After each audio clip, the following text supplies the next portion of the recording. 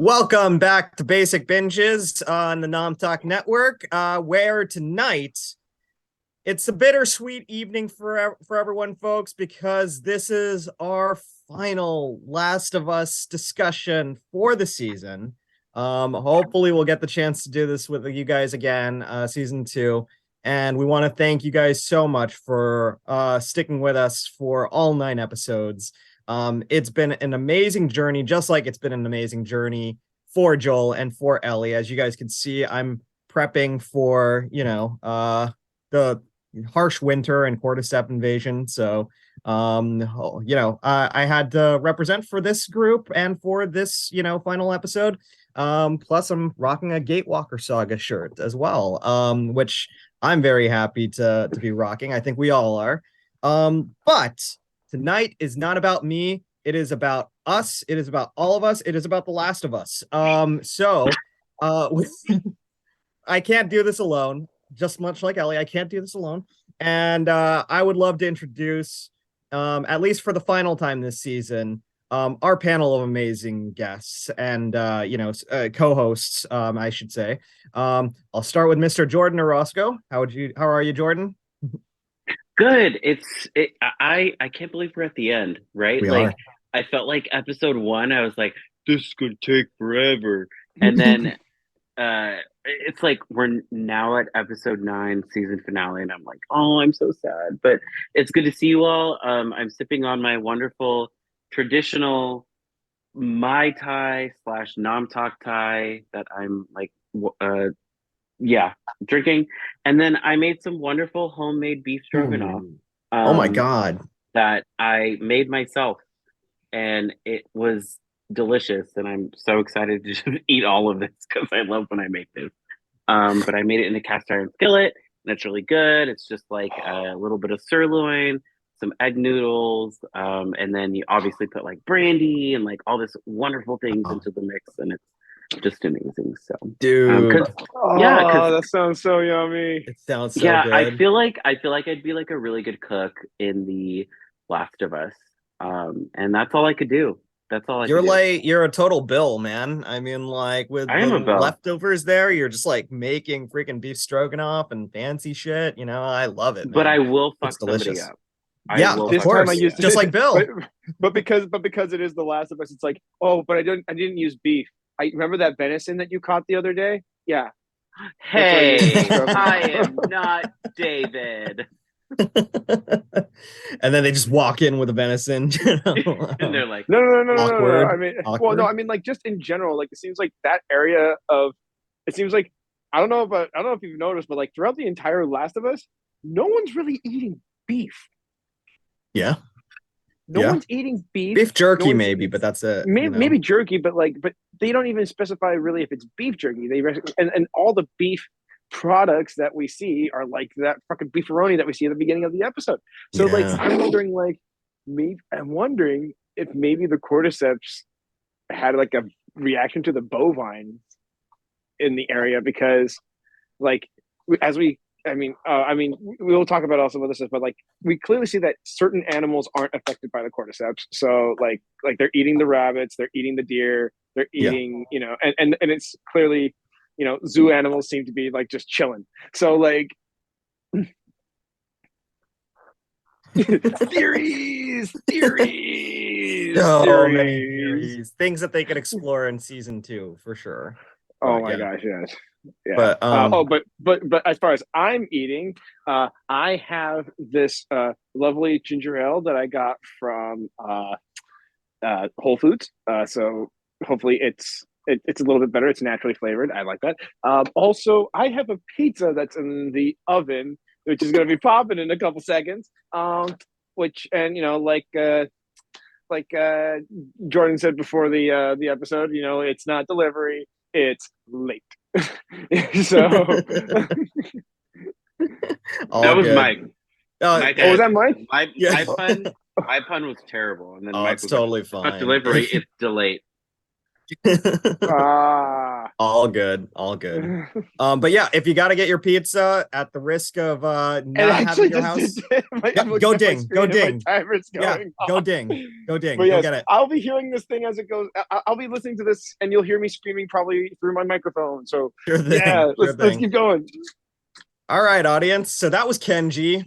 And that will be the last that we see of Kenji for this evening. No, I'm kidding. We'll see.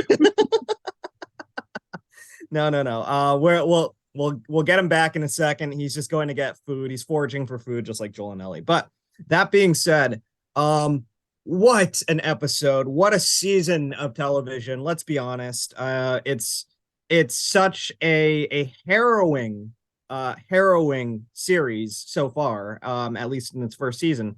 And a harrowing series like this could not be as masterful if the conclusion was not also equally as devastating.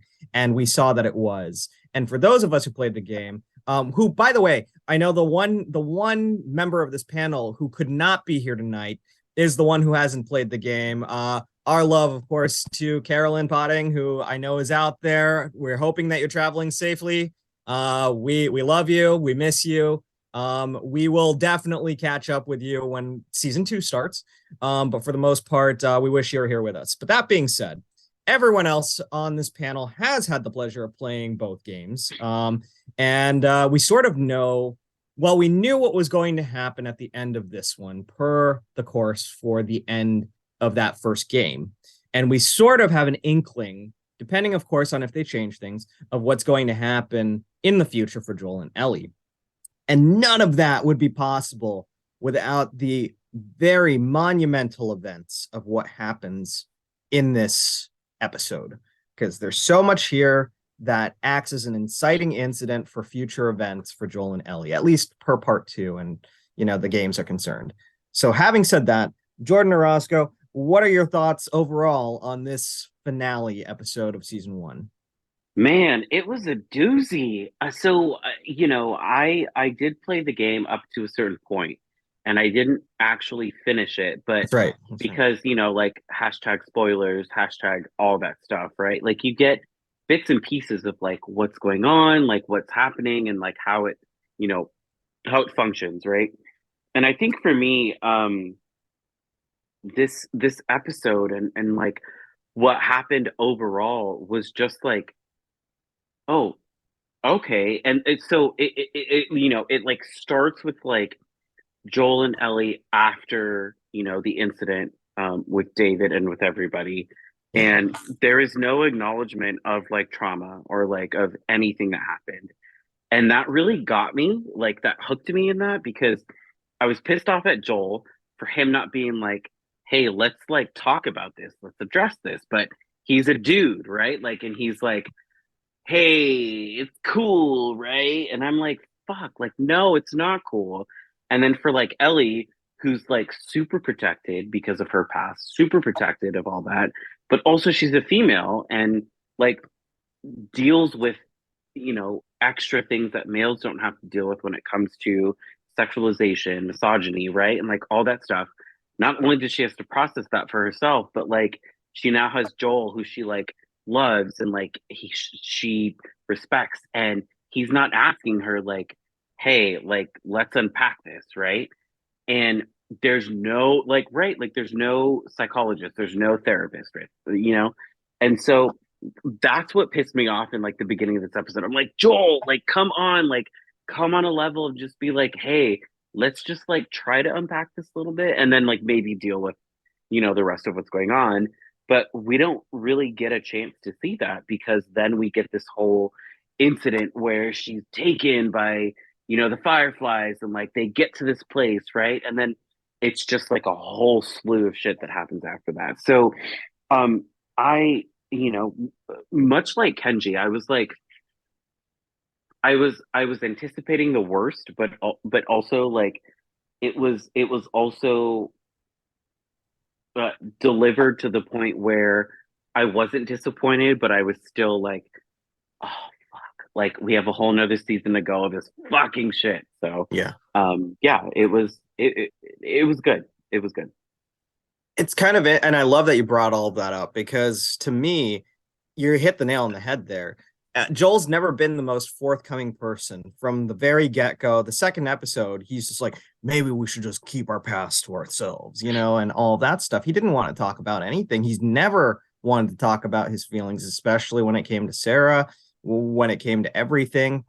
Even as close as he's gotten to Ellie over the past several months that this occurs, basically a full year, I would say, right?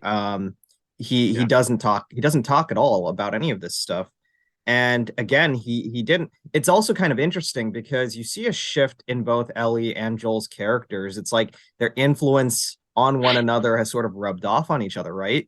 Because we're seeing Joel being incredibly hyperverbal, like going through trucks and playing games and stuff like that. And he's doing what dads do when their daughters don't open up. He's not talking about it, but he's trying to be friendly. And then we see Ellie just kind of being incredibly reserved and incredibly not forthcoming about the things that she's feeling. I mean, she's obviously experiencing trauma because of everything that happened with David, and why wouldn't she? But there's also this impending and looming future that might potentially not include Joel. She's reaching the end of their journey, right? And she's thinking about all of this, and it's a lot. It's a lot for a kid to process, especially if you're being told that you're going to be the savior of mankind. So it's funny actually that Joel picked up some of the best traits from Ellie, and she picked up some of the worst traits from him. A proclivity towards violence in a lot of ways, and as well as kind of just this bottling up. Joel is such a wonderful father in some ways, but he's also a terrible role model in so many others. And it's really, we see that definitely at the end of this episode, which we'll get into for sure. But it's a lot of I really have to wonder between winter and spring, because we're in spring, when this episode kind of kicks off. You have to wonder whether or not things would be different, and events later on in the future would have been different if they'd actually addressed a lot of this. So really good points, Jordyn. I mean, about Joel not really helping Ellie process these feelings, So yeah. Kenji, what are your thoughts about the episode overall? And also, is your pizza good? No burning, nothing like that, right? Yeah. Oh God. I already had a slice. It looks goddamn delicious, dude. Well, yeah. I put a little bit. I drizzle a little bit of ranch dressing on it. Yes, I'm one of those people. No, it looks delicious, man. Go for it, dude. Well, so first of all, this episode, I think it was a very nice bow as far as helping wrap up this television season. Absolutely. However, the thing I will say is that I feel like we haven't even addressed the fact that we had Ashley Johnson in the opening. Yeah. Playing Ellie's mom, which was freaking awesome. Basically, we have in a way passing of the Ellie's torch. mom, because she's the person who mothered / originated that role. Yeah. Is giving birth to this version of the story, and it's kind of it's an interesting take on it. But that's kind of how I saw it, and I was like, "Oh, that's cool." And of course, because I'm just weird, I I go into this weird But I will say, first of all, I think it was crazy because it's also kind of one of those things where you realize oh yeah, it also kind of helps put into perspective just how much time has passed since the first game came out, because she was essentially Ellie's age when the first game came out. I mean, she was 18 or 19 when she did the mocap for the first game. So it's very interesting to see she's a much older, much more mature actress now, and it's very interesting to see the choices that she's made and the choices that she makes as an actress, and just a really amazing performance. I thought it was really good. I don't know if you guys saw the BTS footage, but she said this was her first time doing a birth scene in any capacity. Yeah. So for to do one on such an intense level, that's I think he just did a phenomenal job, and I love that they're finding ways to like bring actors from like the original series, like it's from the original games into it. Now all we just need is Nolan North, and we can have our bingo card filled, right? Yeah, Like we got Troy, we got Ashley, we got Marlene. Forgot the actress's name. Merle, yeah, it was Merle something or Merlene something. I can't remember. Yeah, and then we also got Jeffrey Pierce, who plays Tommy in the games as well, was in the show. Yeah. It's obviously when you got someone like Neil Druckmann as a co-creator of the show, you know you're going to get his original cast in there somehow. I do love actually that Ashley of all the voice actors got really the most prominent role because it's the closest to her role more so than Jeffrey Troy. Well, obviously with the actress that plays Marlene, you know, it's Marlene. But yeah, Ashley, it's wonderful to see her passing that torch and passing the mantle down to Bella. Who it's kind of funny. So my mom also watches the show, and apparently when she heard Ashley Johnson speaking, she's like, "Oh my God, it sounds exactly like Bella Ramsey doing Ellie." And I was like, "Yeah, that's a testament to how good Bella Ramsey is. She didn't even watch the game. She didn't even play the game. She watched maybe a couple scenes, but then she just nailed it." So I love that you called it out, Kenji. That was Ashley's intro, amazing. Overall, the episode, you know, devastating for you. I mean, I love how they did. I think it was a great way to tie it up overall. I think it was a great adaptation for like the final moments of the first game. And I mean, not only as a game fan, but also as just a viewer of good television. I thought it was really well done. I thought the action sequences were phenomenal. Like it was very. I also loved the little nods to like very much like video game like moments, like, oh, there's a ladder over there, come on, I'll give you a boost so you can lower it down, you know, like moments like that, which were just beautiful. So yeah, I thought it was I thought it was just great. I had no complaints about this episode. I mean, honestly, I don't think I've had any complaints about any of these episodes. Yeah, I did love the whole like, God damn it, Ellie, because the ladder just like drops and like that was really funny. So Q, who is on here, we love you, buddy. Thank you for redeeming a couple of things. The first one is hydrate. So everybody hydrate. Take a swig. I am actually without my Coke today. I apologize for that. So I will fake drink. Did a bear take all your Coke? A bear took all my Coke. Yes, exactly. And then went to the Oscars. Apparently. So yeah. But yeah, so hopefully everyone hydrate. And then I guess Q, you wanted to redeem You're So Punny.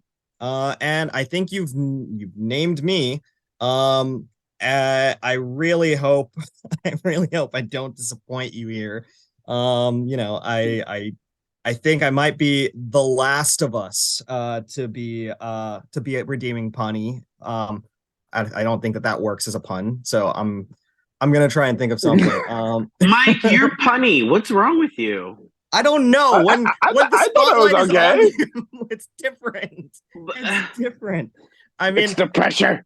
Yeah, it's the pressure. It's the pressure, you guys. I mean, like, you know, it's kind of ironic that you know, Joel and Ellie next get to see the giraffe scene. I think the giraffe scene's amazing. And the ironic part about that is, you know, with characters like Joel and Ellie, you know, Ellie seeing a giraffe for the first time and then hanging out with Joel, who's just stuck his neck out for her the whole time. You know, it's okay. That's the closest thing to a pun that you're gonna get, probably, guys. That was terrible.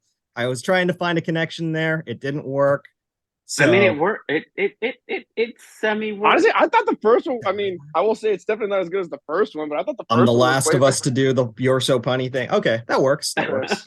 All right. Thank you. The last of us to do You're So Funny. I thought that worked great. It does look like, yeah, it looks like Cue Ball liked it enough. So there you go. You're welcome, Cue Ball. Thanks for being merciful, Q. All right. But yeah, no, let's get into it actually, because we touched on Ashley Johnston's intro, very important. I'm very glad actually that we got to see this devastating moment. It's not in the games actually. Ellie's mother is not in the games. Her relationship with Marlene is not specified in the games either. And we see this very harrowing scene where Marlene is given a choice, of course, save the baby or and kill her friend, or just let her friend like live and become a zombie or whatever. And she does what a soldier does. And she takes the choice, she takes the difficult choice and makes it. And I think that that's kind of a theme that kicks off this episode, because this episode is all about difficult choices and what people do when that they're faced with that difficult choice. So I also love that we sort of answer the question as to why Ellie is immune from the cordyceps. And I think that that's very important. That's something that's never even been answered in the games. So I'm glad that we got that. What did you guys feel about that? I guess like in terms of how they sort of answered this, since we never really got that information before. Was it mind-blowing for you? Jordyn, I'll start with you.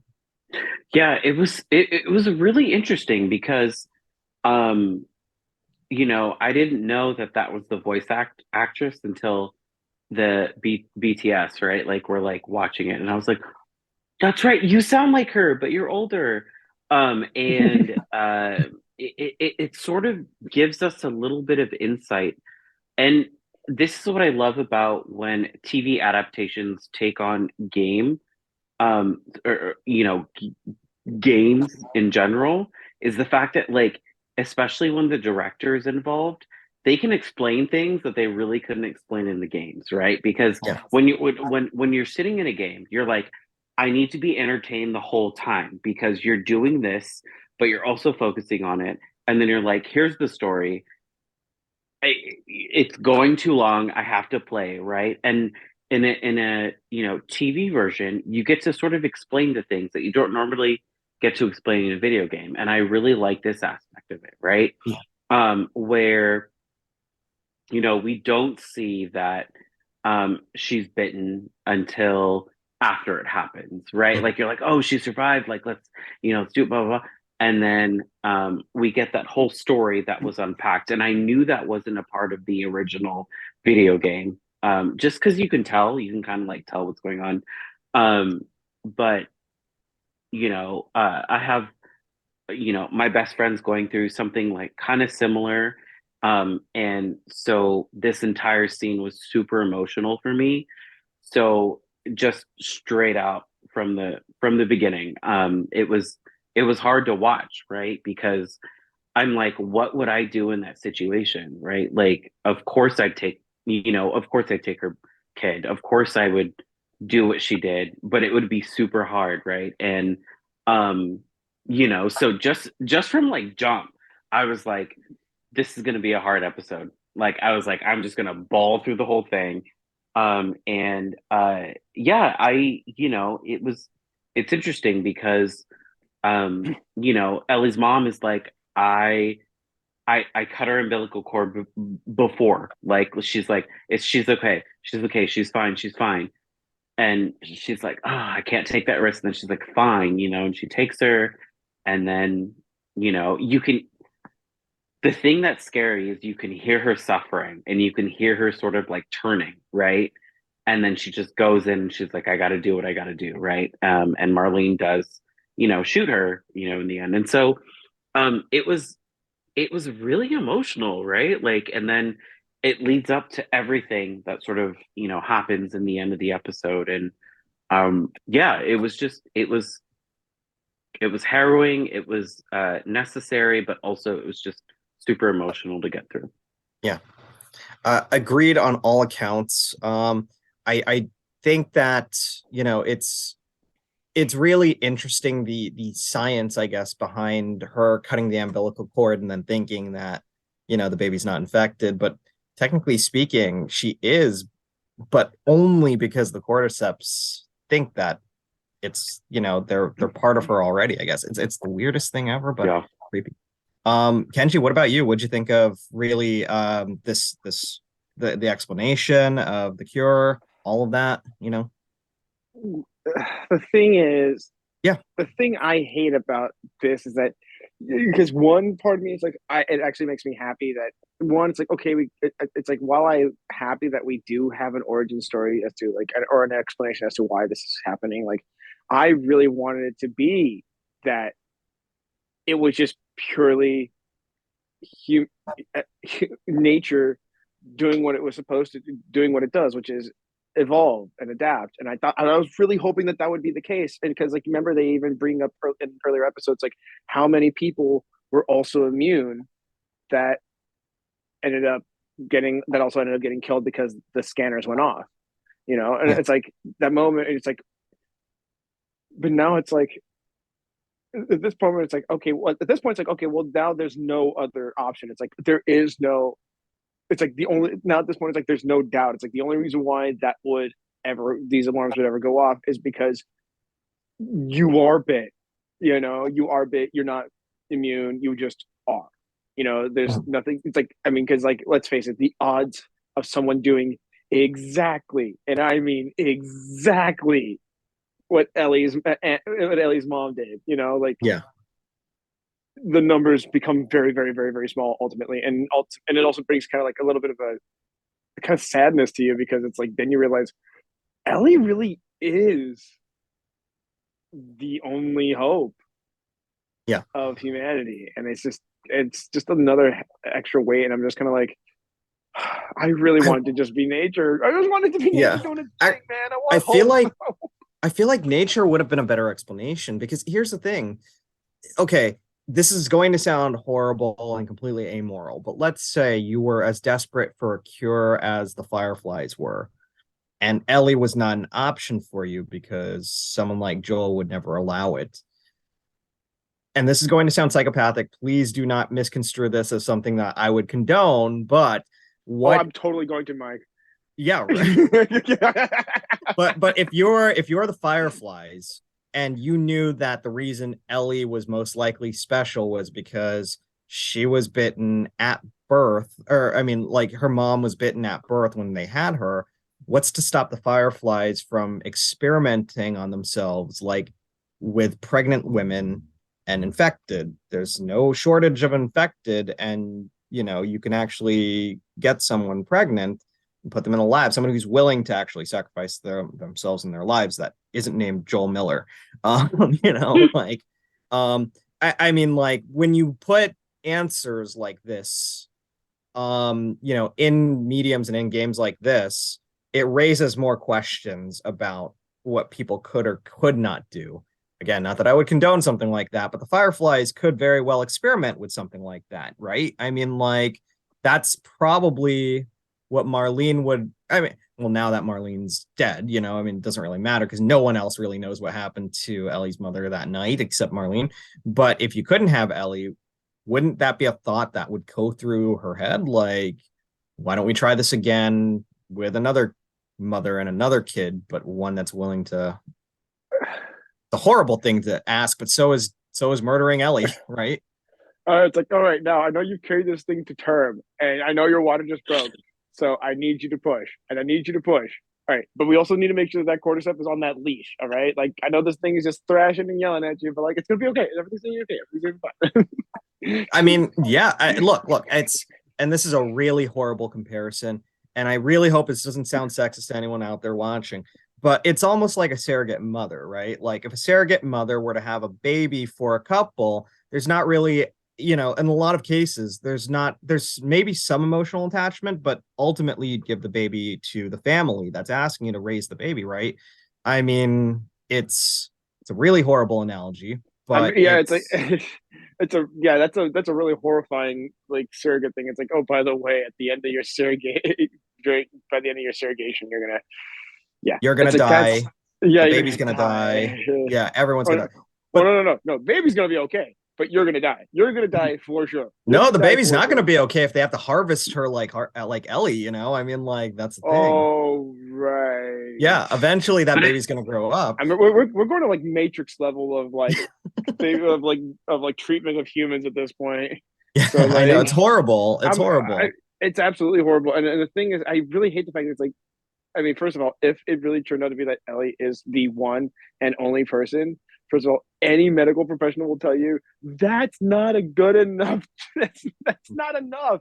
Yeah. That's not enough, because if you fuck up, Yeah. Yeah. I mean, then you just committed murder. So, But I mean, so to be fair, and this isn't me being like, like super misogynist devil's advocate, but like, to be fair, like Joel murders everybody just to get Yeah. to Ellie. And like Yeah. what justifies, right? Like, and that's what we see in the BTS, which is like, what justifies saving one person for an entire world that might get saved from something like this, right? Yeah, Because absolutely. we learn that cordyceps survives in the brain, and Joel is like late to realize this, and Marlene's like, yeah, sorry, you gotta go, Yeah. and if you don't go, we're gonna kill you. And he's like, no, fuck that shit, right? I think it's I think Mike has a point where it's like, if you were like if you were breeding women to like have what essentially is like the stem cells, right? Like of this sort of like cordyceps invasion, right? Is that more ethical than, say, like getting somebody like Ellie, who's like, okay, cool, she can be the cure for the entire world, and then we kill one person for the right, and then you have like this like sort of you know uh waterfall of like, okay, we can cure people, we can do this, right? And I think this like hits the point of sort of like, I don't know, what we sort of see in every typical zombie film, TV show, at short anything, where it's Yeah. like, how do we justify killing one person for the masses, right? And we see that in this episode, right? Like we see that, and we see the guttural sort of like raw human emotion that Joel feels, where he's like, it's not worth it. Like he's like, fuck that shit. I'm gonna like, I will kill everybody in the world to not let that happen. As Right. Captain America said, we don't trade lives, right? I mean, like, yeah. Hey, that's America's ass. Okay. but give me a but break. but it is, Or actually, even worse, I'd like to remind the courts that the Sokovia Accords have been repealed. but yeah, you're right, Jordyn. I mean, like, it's such a really difficult moral and ethical query that is raised in just this episode. And I think also providing the answer of how Ellie is immune raises even more ethical questions about what you could potentially do if you wanted to. Like, look, let's say no one had to die except for the mothers of babies that they raise, right? Like that they raise, right? What if the kids didn't even have to die, you know, and you just let this entire generation of people die out, but you raise a generation of Ellies that are immune? If those Ellies and kids ended up having kids of their own, you kind of have a Noah's Ark situation, right? Where generations spawn generations that are all immune because, you started raising people that were essentially sacrificial lambs and mothers to let the next generation go. That's why I sometimes kind of agree with you, Kenji. Like, if it's sometimes better not to answer any of these questions, or to just write it off as nature rather than to provide questions like, answers like this. Solid answers, yeah. Yeah, because the solid answers could have so many questions, like not plot holes. Granted, this isn't a plot hole, but it is definitely something that raises like more questions for sure. But yeah, I do actually want to. Let's get to it. Let's get to Joel and Ellie and the conversation that we were just having right now, because I think that there's so much more to touch on that. And I feel like, Jordyn, I did cut you off, so I want to give you more of an opportunity to even talk about this. And the reason that I'm bringing it up is because Cue Ball, our good friend, also had a question, was asking the same thing. What would we do if we were in the situation as Joel and Ellie, if we were Joel, or all that? I think if we were Ellie, we all probably would do the same thing that Ellie we know would do, which is make sure that your death means something, make sure that you try and save the world, even if that means you dying. But I think it's harder to be Joel in that situation. I definitely want to know what you'd do, Jordyn. I thought you raised some really good points. Thoughts on how you would have handled the Joel situation? Yeah. So I kind of had a conundrum, and I was sitting there watching it, and I was like, "Oh, oh, this is what we're doing.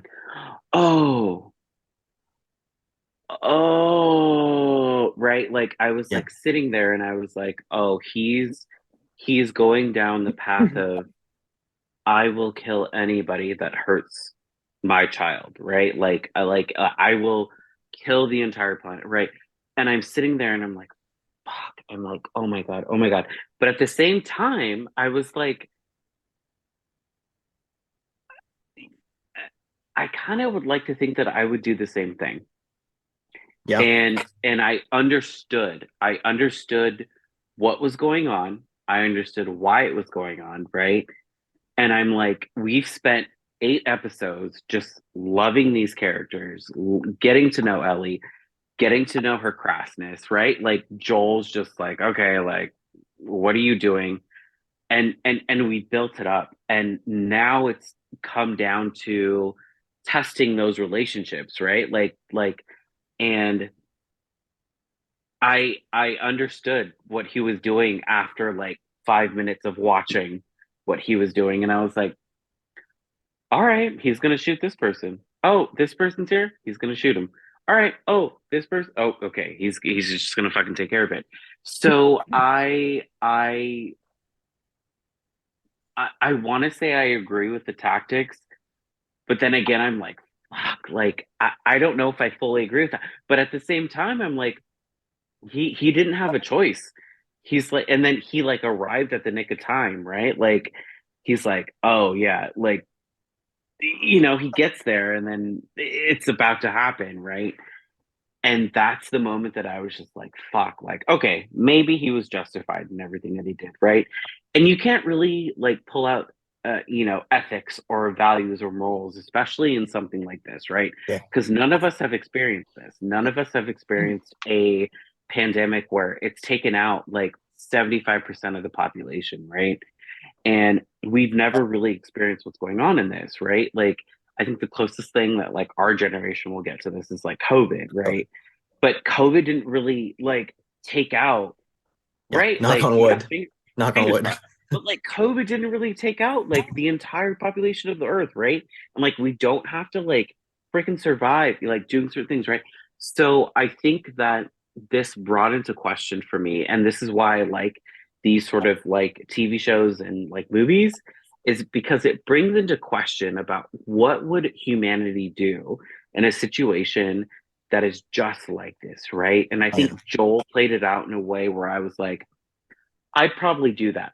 Like I'm sitting here Yeah. judging from a perspective where I'm like safe, right? Where I'm like safe. I don't have this infection. I don't have anything debilitating, right? And I have to really put myself in that situation where I'm like, that's exactly what I would do. I think it's definitely the most human thing, actually. I mean, like it's easy enough for us to watch this and see a massacre occurring, but who would not do that? I agree. Kenji, what about you? What's your take? What would you do? So I, it's a really weird gray area because I obviously wouldn't want to like murder everybody in the room. Like, I mean, if anything, I take the kneecaps. You know what I mean? Just making sure that they Yeah. really can't go anywhere Yeah. anytime soon. But like, unless maybe a couple people might bleed out, but like, the idea is that but I wouldn't know if about taking everybody's life. But with that said, though, I'm not Joel. Yeah. I'm not Joel. And then when you actually put the focus on the lens on Joel, you see like he compares Ellie to Sarah. You know, Yeah. so in many ways, even though he's saying like, "Nah, you're not like my daughter," what he's saying, but there's invisible parentheses at the end that are saying, "But I see you like one." Yeah. I see you like you are my daughter. You're not Sarah, but I see you like my daughter. I see you as I see you as a daughter, and you see that in like how he's very much doting to her because, it's like his last supper with her. And he's thinking like, this is gonna be the last time I'm ever going to be able to really see you for a while, like maybe I'll see you down the road somewhere, but that kind of thing. But just the idea of, and he already talks about how like he had lost hope earlier in the beginning of this episode, and how he like even tried to take his life at one point, Yeah. and no, so now he's presented with the situation where, remember that hope that you found in episode 2, or was it episode 3, because 2 was Bill and but anyways, but yeah, it's like that. It's like, yeah, well, guess what? It's gonna be gone forever, and you're looking at a man who already went to the brink of, he already lost his hope already, and he lost himself, and then he finds another glimmer of hope. And like, if you just seeing a man who's just so broken, and he's just like, I cannot go through that again. Yeah. So and then at that point, now you see a man who's not only doing everything to make sure that he can save that hope, he's also making sure that nothing could possibly threaten them again, which is why he's like, the people who are like even surrendering, there's that guy who's like, I'll give you here's my weapon, like I'm good, like he just like, Yeah. does not care. He's like, even Marlene at the very end, like that's like one of his like closest friends in a way, and he had no problem shooting her in the liver and then completely 86ing her at the very end. So like it's a man who's it's a man who had nothing to lose finally having something to lose. And it's terrifying to see what that could possibly bring out in somebody. It's extremely moral. It makes you question morality. It's like, it's like, yes, you could understand it, but it's also like, can you justify any of it? Can you justify any of this? Basically the countless murdering that just essentially of innocent people. I mean, one of them was straight up a doctor who just went. It's a mass shooting is what it is, right? Yeah. I mean, that's what it is. I mean, absolutely. At a time, obviously, when we're experiencing mass shootings in the country, not to bring things down even darker than the topic we're already talking about. How dare you? What the fuck, Mike? but yeah, I mean, it's a mass shooting. But at the same time, in this specific scenario, in this story, let's say that he let the guy who dropped the gun and surrendered live. What's to say that guy would not come after him? Like eventually later on. What's to say that you could trust the guy who put the gun down and he keeps walking to the doctor's office and the guy just goes and picks up his gun and tries to shoot Joel in the back and kills Joel? I mean, at that point, because you're already in motion of doing all this, I don't think that there's a way you could stop it without yourself dying. The other thing is, and I'm not justifying anything that Joel did, because it's actually quite horrifying when you see it on screen. It's funny because when you take the control away from the player, who is the person that's walking through the hospital in the scenario and shooting the people, you really see how horrifying it is from like an objective point of view.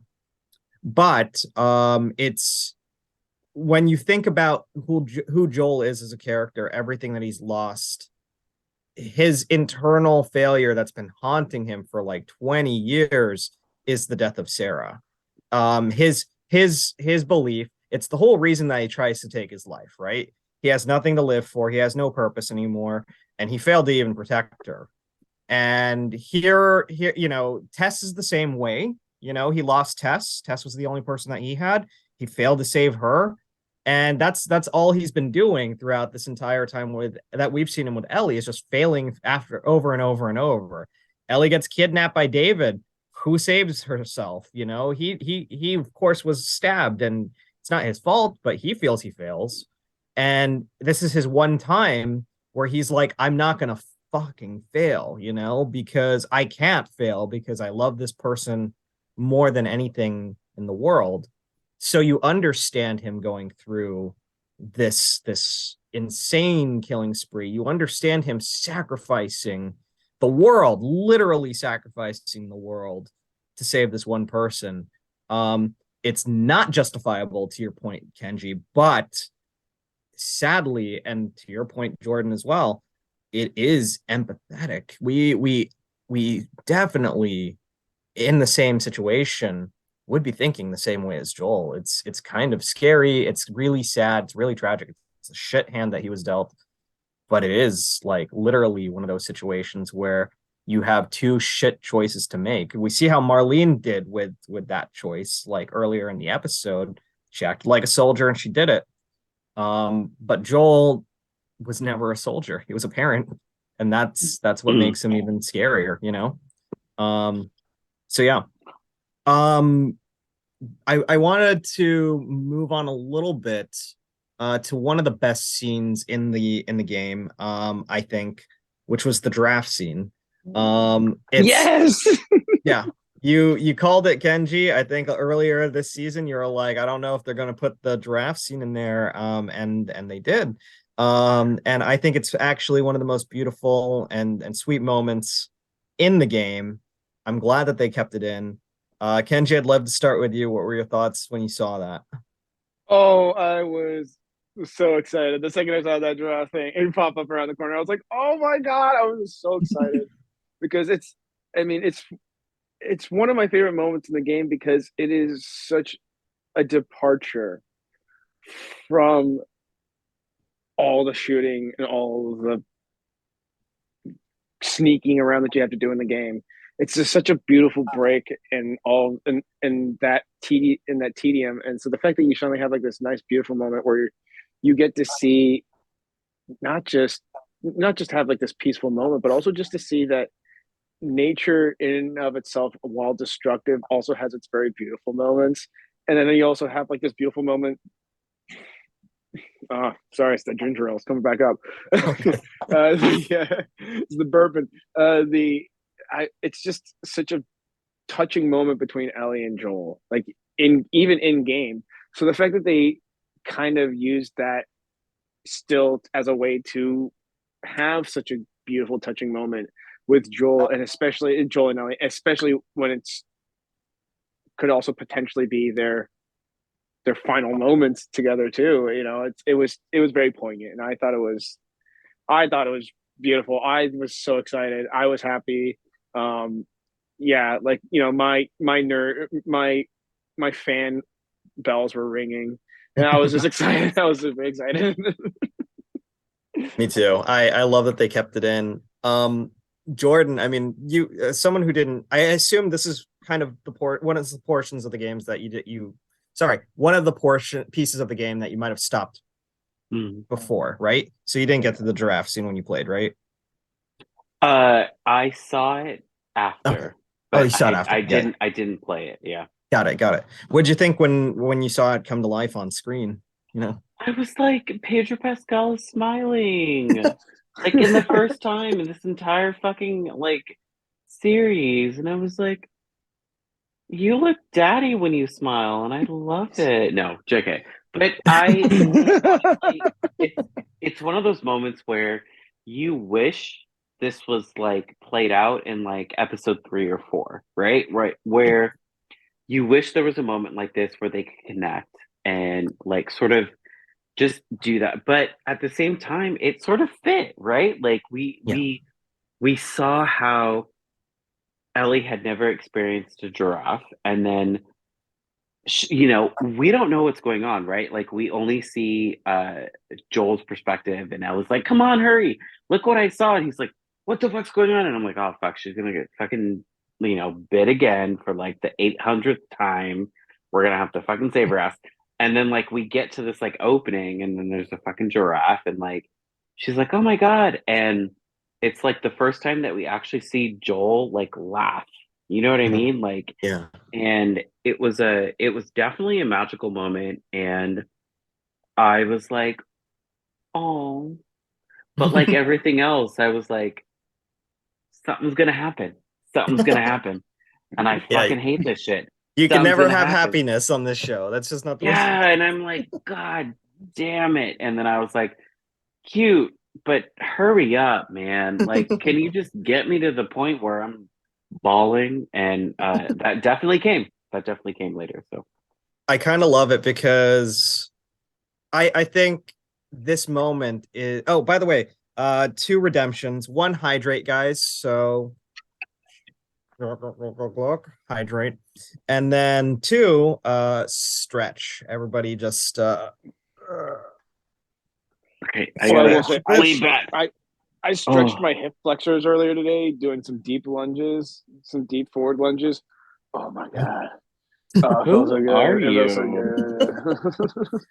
all right. Thanks for that cue ball. We needed that. I stretched too long.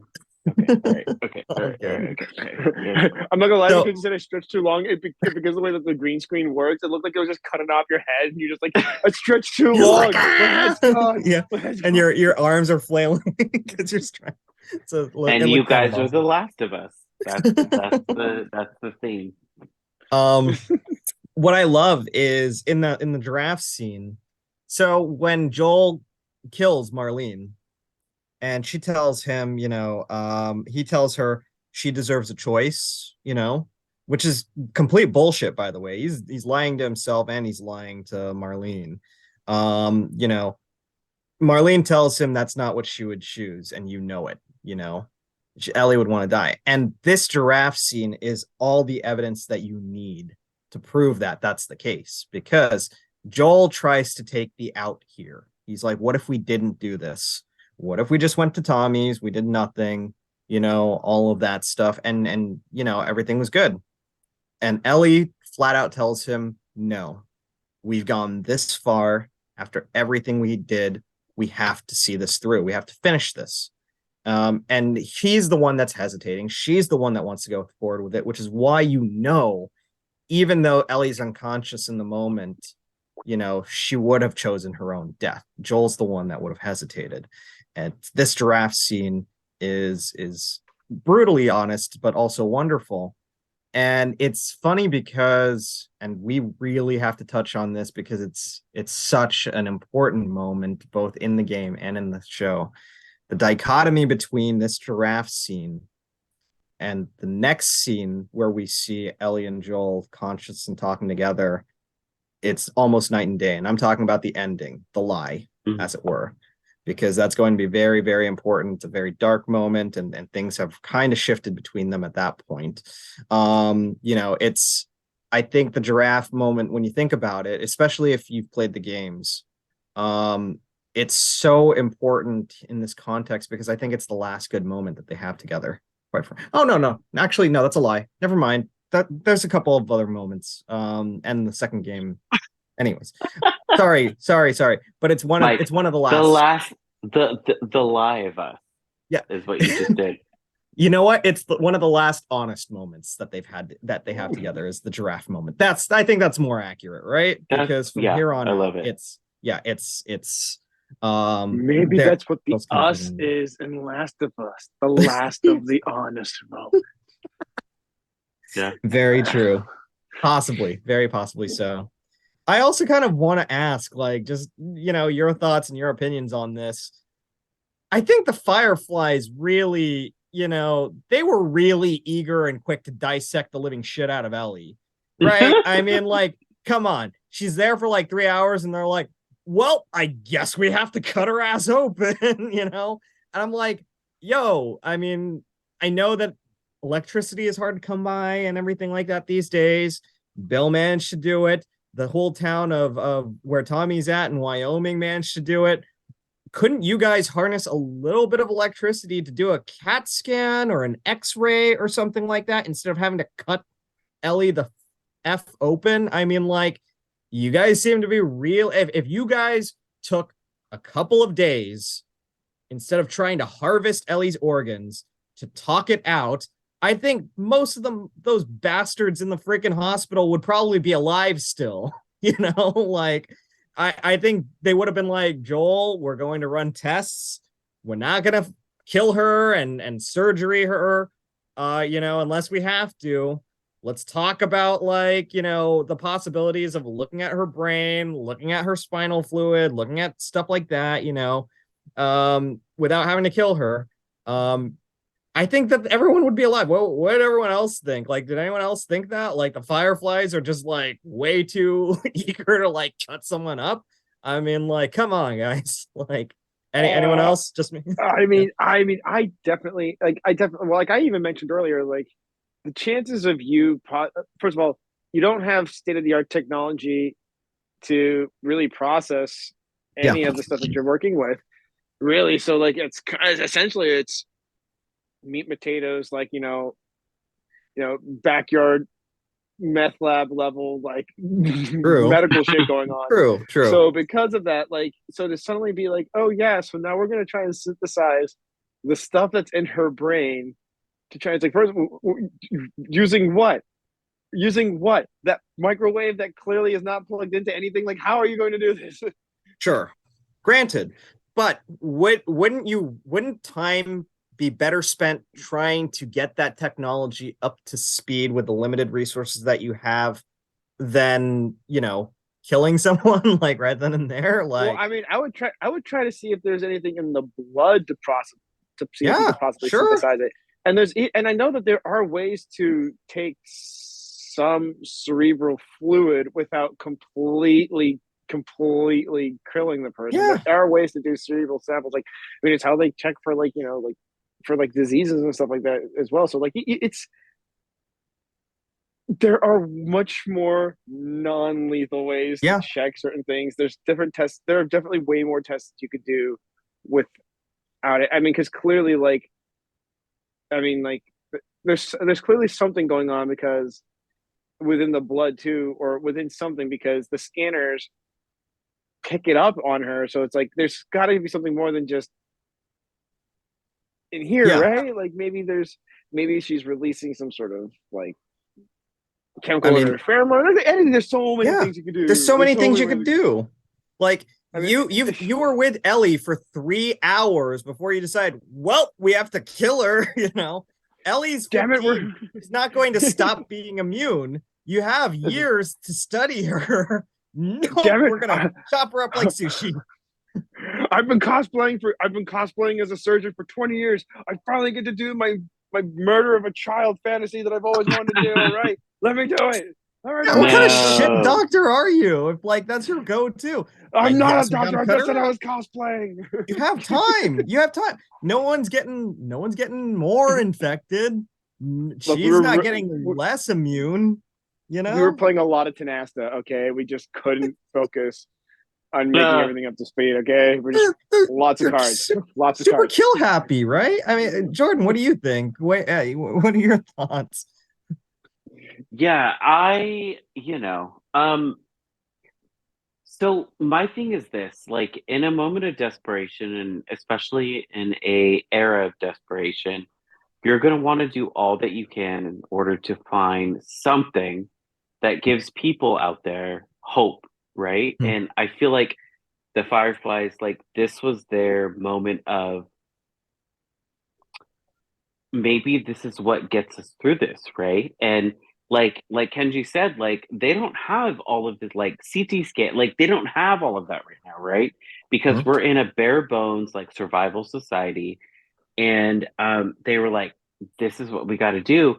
We know that cordyceps in general, right, like in nature survives in the brain, right? So maybe there's something in the brain that can like stem cell research, right, like with like cancer and all that stuff, that can be extracted in order to like create a cure for all of humankind, right? Mm-hmm. Don't necessarily agree with how they did it. They're like, yeah, well, like fuck you, she's gonna just die and we're gonna like find this shit out, right? And Joel's like, no, there has to be other people. And Marlene's like, no, there's nobody else. So my thing was like, okay, so what happens if this fails? Right? Yeah. Like, what are you gonna do? Yeah. Like, are you gonna just like pretend that like nothing else happened, that you didn't kill somebody, right? And so that was my struggle with this episode, was like, Okay, but like you didn't do all of your research. You did half-ass research. So how am I supposed to trust that this is going to work? That killing this individual is going to work, right? Yeah. And that's my struggle, right? Like, is the fact that like Joel was like, nah, fuck that shit. He was like, if I don't have 100% guarantee that this is going to work, it's it's game over, and that's what happened.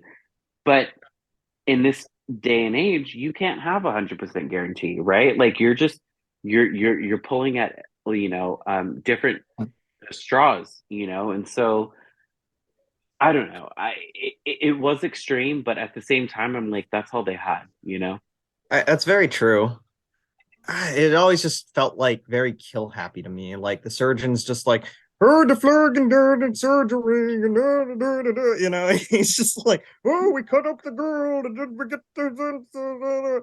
And I'm like, shut up, surgeon. He's like, oh, I won't let you take her. I've got my scalpel, and I just want to use it. Just like, He I brought a was knife like, to a bitch, gunfight. you realize he's got a fucking gun, right? I know yeah. he literally brought a knife to a gunfight.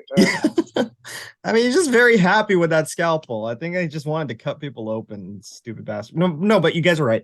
You don't have all the resources, but I feel like it's better. I would rather, if I was the surgeon, if I was the head of the Fireflies, I'd rather wait like a couple of years to study Ellie as a living person rather than just automatically resort to let's cut her the fuck up and kill her. I mean, like that should be a last resort, in my opinion. But I don't desperation, as you mentioned, Jordyn. I get it. I think that makes sense. I just feel like I sympathize and understand more. Sympathize with Joel's. I'd rather kill everyone all right now to save my daughter. Like there's an emotional thing that I understand a little bit better than hey, let's just kill her right here and now. And it might not work. So it's like, I don't know.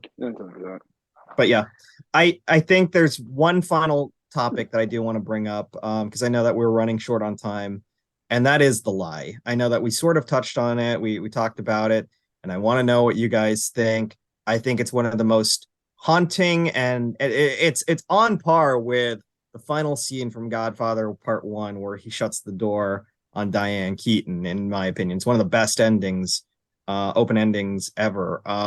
Between two characters. And I think, Ellie, the thing that kind of kept coming through my mind was what Maria told Ellie, the ones that hurt us the most or will betray us the most are the ones that we trust. And I think that we see that very much so here in the situation of Ellie and Joel. What did you guys think about that? What did you guys think about that moment? What Joel did, how he's approaching this with Ellie. Jordyn, I'd love to start with you. Yeah. This was probably the most disappointing part of the entire episode. I had to rewind, right? Because I was like, he didn't say what I thought he just said, right? And like the minute that like Ellie wakes up and they're traveling in the car and he goes, yeah, and he starts telling this entire bold-faced lie. And I'm like, you have been honest with her the entire time, right? Like, and she was honest with you when she was like, yeah, the first person I killed was blah blah blah, right? And yeah, you may have been like, yeah, I almost tried to kill myself, but then this part I was like, you are a fucking asshole. I was like, I would have immediately just been like, yeah, they were gonna experiment on you. They would have like opened your shit up. You were under anesthesia. I killed everybody. That's what happened. And if she was like, no, we gotta go back, I would have been like, okay, fine, right? Like, cool. I thought I did good by you, but clearly I didn't. But I was sitting there watching this, and I'm like, no, no, no, because I know every parent will tell you there's certain white lies that you have to tell your kids in order for them to feel safe, in order for them to feel secure, in order for them to feel like they can exist in this world as themselves, right? Like, especially, being that. But this, I was like, nah, like, I don't think I could live by this. And this is what, like, it was just such a thing that, like, ended the entire episode for me, where I was like, fuck, like, this is going to create so many problems for you. And, like, you are just setting yourself up for just fucking bullshit. So, Yeah. I was like, God damn it. Like, this is the ultimate thing that you cannot do to a child. And he did it. Yeah. And in the behind the scenes, right? Like, Bella Ramsey's like, she doesn't believe him. Like, like 100%. Like, she doesn't think that this is true, but Joel's the only anchor that she has to the world. And so of course she's Yeah. going to be like, all right, fine. And I'm like, fuck, like, you've been through trauma, like, you've been through all this fucking shit, right? And so it was super perplexing to me, and just incredibly horrible. Agreed. And I definitely, Bella Ramsey also said it really nicely in that same segment, where she's like, he would shoot, Ellie would rather continue to believe the lie Yeah. than tell herself the truth about how the only person that she loves in this world, is lying to her and did all of this. So it's really horrible. Kenji, what are your thoughts on the lie? First of all, the lie is clearly and obviously so paper thin, and I keep calling her, I call her Bella. Ellie knows this too. Like, up until this point, Joel, like you said, Joel has been honest with her. He may have omitted some information, but he's never bold-faced lied to her, which is why, it's one of those moments where it's like, it's why she knows he's bullshitting her. It's why she knows he's lying. She knows he's lying. Even at the very end, even when she asks him, tell me that everyone's all right and swear to me that everyone's okay, he lies to her again. But because she also realizes, it's because this girl sees so much deeper than us seeing a man who's lying. She sees that she loves Joel enough to see that she sees a man that loves her just as much, and he's afraid to lose her by any means, including possibly being seen as someone who's a monster for doing the things that he's done. Yeah. She sees that, and she's choosing to accept him still for being this murderous person that he's saying he doesn't want to be anymore. He doesn't want to be like this guy who just kills people for the sake of it. He's trying to, so, like, it's, she's once again, in this weird way, she's the one protecting Joel in this situation now, where it's like it's a very interesting role reversal now in the situation, where while up until this point Joel was physically supporting Ellie and protecting her physically from danger, from harm, emotionally he has not been able to really be there for her. And now in this situation, we see now that Ellie, who in a lot of ways is not physically capable of protecting Joel, really. She, however, has to protect him emotionally in a way that he can't protect her. Yeah. So it's a very interesting kind of like relationship that ends up happening. It's a very twisted and skewed way of looking at like a family dynamic. Because I'm sure I don't know how everyone else's family is, but I know that sometimes we have family members where it's like we know things about them. We know things about them that they don't think we know about them. But because there's a part of us that still loves them so much, we swallow our tongue. Yep. Because we don't want to hurt this person. We don't want to possibly hurt them in a way by saying, I know this thing about you. Even though technically it might be something that's long ago or in the past, might even be, technically speaking, harmless because of the time that has passed. there may be shame that's associated with it. So like you're afraid of hurting these people. So like you end up kind of, in a way, you kind of play along to protect them. Yeah. And I don't know. I mean, I know that there have been a few times I've had to do it with some of my own family members too. So like, it's I'm not going to get into it, but but but I feel like we've all kind of had a time where we've had to do something like that, and it's very interesting to see it play out in this kind of scenario, especially because you see that Ellie is way more, even though Joel's like what, 50 some odd years old. Yeah, 54 or something like that. Yeah, he's 54 because in the beginning of the game he's 34, 20 years later. Yeah. Yeah, 54. Yeah. Or I guess, or by this point, because it's been a year, 55, probably 54, 55. He's still not, he has no emotional immaturity. He has no emotional maturity whatsoever. But Ellie does. And it's very, it's very interesting to see that, like, the person who's supposed to be the parent is, in all intents and purposes,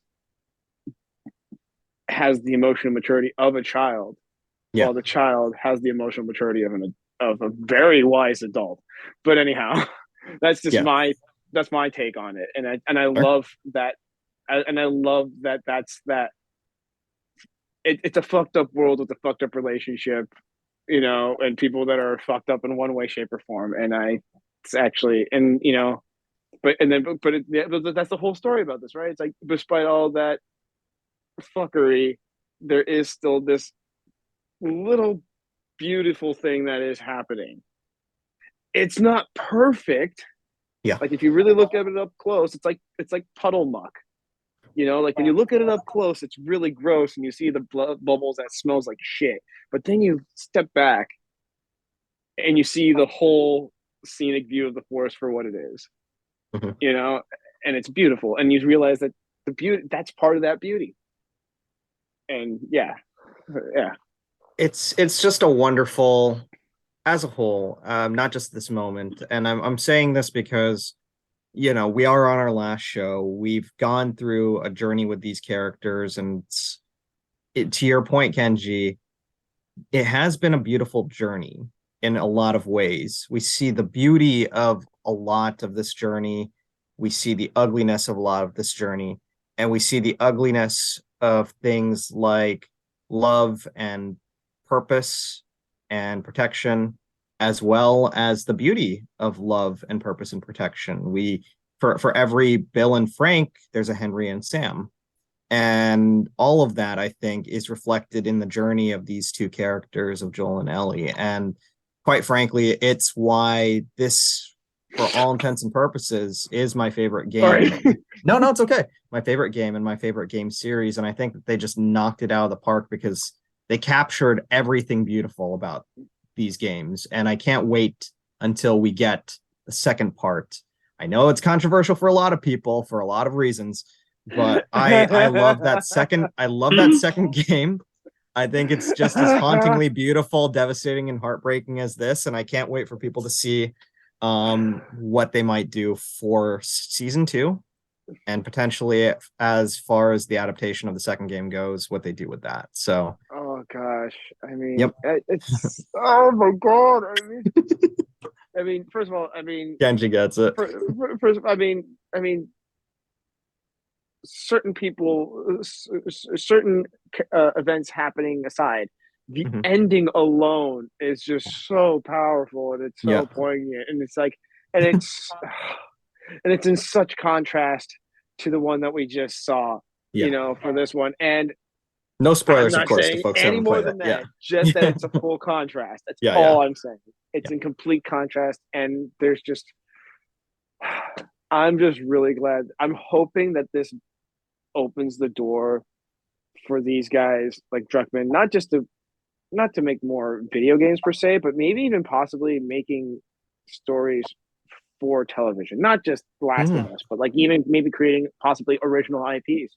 That would be fucking fantastic. I think they clearly they show that they have a cinematic eye. They have a way of doing things. They know what they understand the limitations of certain tools, like like CGI. Like they understand the limitations of that. So like, and they understand that it's more of like it's the tool. It's one of the tools in the Swiss Army knife of how to make a movie. It's not the Swiss Army knife. Yeah. And they understand that. So I think just have them in charge of more projects. That's all I want. In charge of more projects.